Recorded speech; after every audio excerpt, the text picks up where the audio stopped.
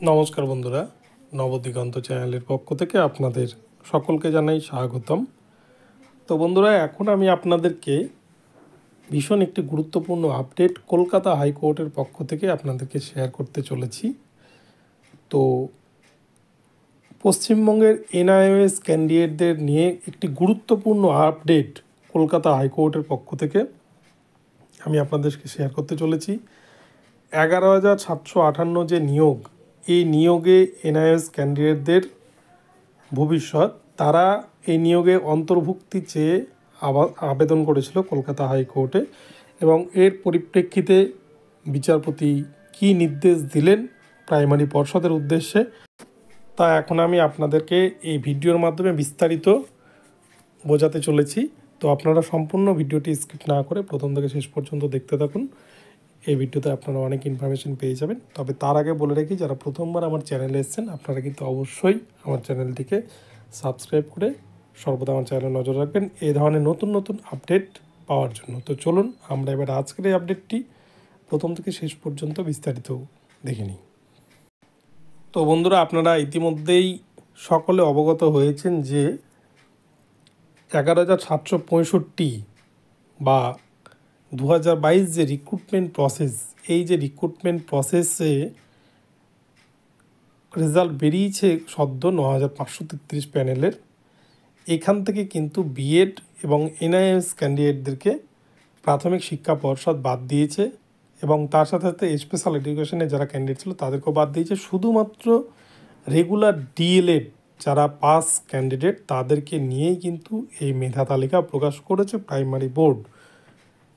আপনারা জানেন যে বেশ কিছুদিন আগে ঠিক 11/8/2023 তারিখে বিএড ভার্সেস ডিএলএড মামলার ফাইনাল জাজমেন্ট আসে সুপ্রিম কোর্টের পক্ষ থেকে, এবং সেখানে কিন্তু বিএডরা হেরে যায়, ডিএলএডরা জয়ী হয়।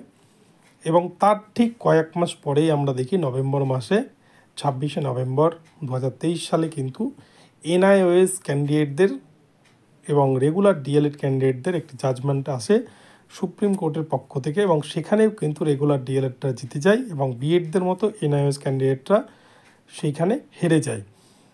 এবং সেখানে সুপ্রিম কোর্ট নির্দেশ দেয় যে কোনো ফ্রেশ রিক্রুটমেন্টে এনআইওএস ক্যান্ডিডেটরা সুযোগ পাবে না, এটা যেহেতু শুধুমাত্র ইন সার্ভিস টিচারদের জন্য এই কোর্সটি। এবং এরপরেই দেখা যায় প্রাইমারি বোর্ড বিএড এবং এনআইএসদের ছাড়াই কিন্তু শুধুমাত্র রেগুলার ডিএলএড ক্যান্ডিডেটদের নিয়েই তারা এই মেধা তালিকা প্রকাশ করে, এবং যার কাউন্সেলিং প্রক্রিয়া প্রায় শেষের পথে। ঠিক এরই মধ্যে দেখা গেল একটি অন্য চিত্র। কলকাতা হাইকোর্টে 11 নম্বর কোর্টে আজকে একটি মামলা ছিল বিচারপতি তপব্রত চক্রবর্তীর বেঞ্চে, এবং সেখানেই কিন্তু আজকে এনআইএসদের একটি আবেদন ছিল। এনআইএস ক্যান্ডিডেটরা, পশ্চিমবঙ্গের যে সমস্ত এনআইএস ক্যান্ডিডেট 2022 রিক্রুটমেন্ট প্রক্রিয়ায় ইন্টারভিউ দিয়েছিলেন, তারা এই মামলাটি করেছিলেন। তাদের মামলার দাবি ছিল যে যেহেতু তারা সুপ্রিম কোর্টের জাজমেন্ট হওয়ার রেগুলার ডিএলএড ভার্সেস এনআইএসের যে জাজমেন্ট, সেই জাজমেন্ট হওয়ার 5 মাস আগেই অলরেডি তারা ইন্টারভিউ প্রক্রিয়া সম্পন্ন করে ফেলেছিলেন, 2022 রিক্রুটমেন্ট প্রক্রিয়ায় তারা অংশগ্রহণ করেছিলেন। তাই পশ্চিমবঙ্গে 16,500 রিক্রুটমেন্টের ক্ষেত্রে ঠিক যেভাবে এনআইএস ক্যান্ডিডেটদেরকে প্রাইমারি বোর্ড সুযোগ দিয়েছিলেন নিয়োগের ক্ষেত্রে, সেই রকমই যেন তাদেরকে অনগোয়িং প্রসেসে যেন সুযোগ দেওয়া হয়, তাদেরকে যেন এই রিক্রুটমেন্ট প্রক্রিয়া থেকে কোনোভাবে বাদ না দেওয়া হয়, এরকম একটা কাতর আবেদন ছিল এনআইএস ক্যান্ডিডেটদের এই 9,533 প্যানেলে ইনক্লুড হতে চেয়ে। কিন্তু এই বিষয়টি কোর্টে ওঠার সাথে সাথেই বিচারপতি বেঞ্চ এটি কিন্তু খারিজ করে দেয়, এবং এনআইএস ক্যান্ডিডেটদের বিপক্ষে যায় মামলাটি, এবং বিচারপতি কোনো কথাই শোনেন না। তিনি শুধু সুপ্রিম কোর্টের যে জাজমেন্ট, সেই জাজমেন্টকে সামনে রেখেই এই মামলাটিকে আজকে খারিজ করে দেন। তো বিষয়টি হচ্ছে এখানেই থেকেছে। এবং আরও একটি বিষয় আপনাদের বলে রাখি, সুপ্রিম কোর্টেও কিন্তু এনআইএস ক্যান্ডিডেটদের বেশ কয়েকটি ক্ল্যারিফিকেশন মামলা হয়েছিল, ঠিক যেমন বিএড ক্যান্ডিডেটরা ক্ল্যারিফিকেশন মামলা করেছিল যে কবে থেকে লাগু হবে, এবং যাতে অনগোয়িং প্রসেসগুলোতে যেন তাদেরকে বাদ না দেওয়া হয়। ঠিক এরকম কিন্তু এনআইএস ক্যান্ডিডেটরাও, সারা ভারতবর্ষের এনআইএস ক্যান্ডিডেটরা ক্ল্যারিফিকেশন মামলা করেছিল, কিন্তু সেই ক্ল্যারিফিকেশন মামলাও কিন্তু সুপ্রিম কোর্ট গ্রহণ করেনি, সেই মামলাগুলোকেও খারিজ করে দিয়েছে, ঠিক যেমন বিএডদের মামলাগুলোকে খারিজ করে দেওয়া হয়েছিল। তো এক কথায় বলতে গেলে বিএড এবং এনআইএসদের জন্য প্রাথমিক নিয়োগের ক্ষেত্রে এটা একটা খারাপ খবর। শুধুমাত্র রেগুলার ডিএলএডকে কিন্তু সুপ্রিম কোর্ট যেহেতু বৈধতা দিয়েছে, তাই রেগুলার ডিএলএড ছাড়া কেউ এই নিয়োগে আর সুযোগ পাচ্ছে না। তো আজকে এটা একটা কিন্তু বড় ঝটকা বলতে গেলে এনআইএস ক্যান্ডিডেটদের জন্য। এনআইএস ক্যান্ডিডেটদের আজকে আবারও একবার বড় আঘাত পেতে হলো কলকাতা হাইকোর্টের পক্ষ থেকে। তবে এখানে কোর্টেরও কোনো দোষ নেই, এনআইএস ক্যান্ডিডেটদেরও কোনো দোষ নেই, সম্পূর্ণ দোষ কিন্তু এনসিটির যে মডেলে এনআইএসদেরকে ডিএলএডটা করিয়েছিল, তাদের মডেলে কিন্তু বেশ কিছু ভুল ভ্রান্তি রয়েছে। এবং শুধু তাই নয়, তারা যে বিএডদের জন্য যে মডেলটা তৈরি করেছিল, সেক্ষেত্রে বিএডদের ক্ষেত্রেও কিন্তু প্রচুর ভুলভ্রান্তি রয়েছে এনসিটির।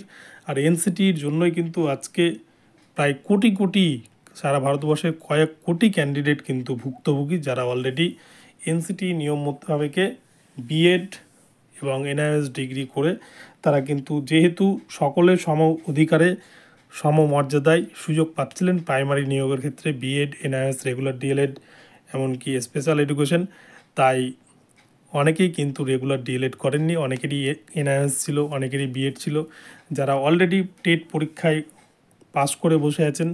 তো এই দায় কিন্তু সম্পূর্ণরূপে এনসিটির ভুলের জন্য কিন্তু আজকে ভারতবর্ষের কয়েক কোটি পরীক্ষার্থীর ভাগ্য আজকে এরকমভাবে ছিনিমিনি খেলছে সরকার এবং এনসিটি কর্তৃপক্ষ।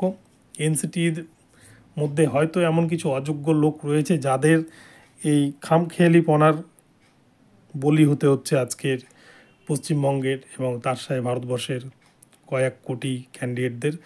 যেমন বিএডদের ক্ষেত্রে কিন্তু 2.5 কোটি বিএড, যারা 2018 থেকে 2023-এর মধ্যে বিএড করেছেন, যারা কিন্তু এনসিটির নিয়ম যে ছিল যে 1 থেকে 12 অবধি বসতে পাওয়া যাবে, এই নিয়মটা থেকে সকলেই কিন্তু বিএডের দিকে ঝোঁক দিয়েছিল, যেহেতু এখানে 1 থেকে 12 বসা যাচ্ছে। কিন্তু ডিএলএডের ক্ষেত্রে যেহেতু 1 থেকে 8 অবধি বসা যাবে, তাই অনেকেই কিন্তু ডিএলএড করেনি। তো এই দায় এনসিটি যে নিজের কাঁধে নিচ্ছেন না, এটাই কিন্তু এনসিটির সবথেকে বড় অপরাধ। এনসিটির বিরুদ্ধে সম্মিলিতভাবে বিএড এবং এনআইএস ক্যান্ডিডেটদের একটা যৌথভাবে স্টেপ নেওয়া উচিত। তো যাই হোক, এটা একটা খারাপ খবর এনআইএসদের জন্য আজকে কলকাতা হাইকোর্টের পক্ষ থেকে। তো আপডেটটি আপনাদের দিলাম, আপডেটটি কেমন লাগলো আপনাদের অবশ্যই কমেন্ট বক্সে জানাবেন। ভিডিওটি ভালো লাগলে চ্যানেলটিকে সাবস্ক্রাইব করে দেবেন, আর সর্বদা এই ধরনের ভিডিও পেতে অবশ্যই আমার চ্যানেলটাকে ফলো করতে থাকুন। ধন্যবাদ। পরবর্তী আপডেট নিয়ে আবার আসবো আপনাদের জন্য। ভালো থাকবেন, প্রতিনিয়ত চ্যানেলে নজর রাখতে। ধন্যবাদ।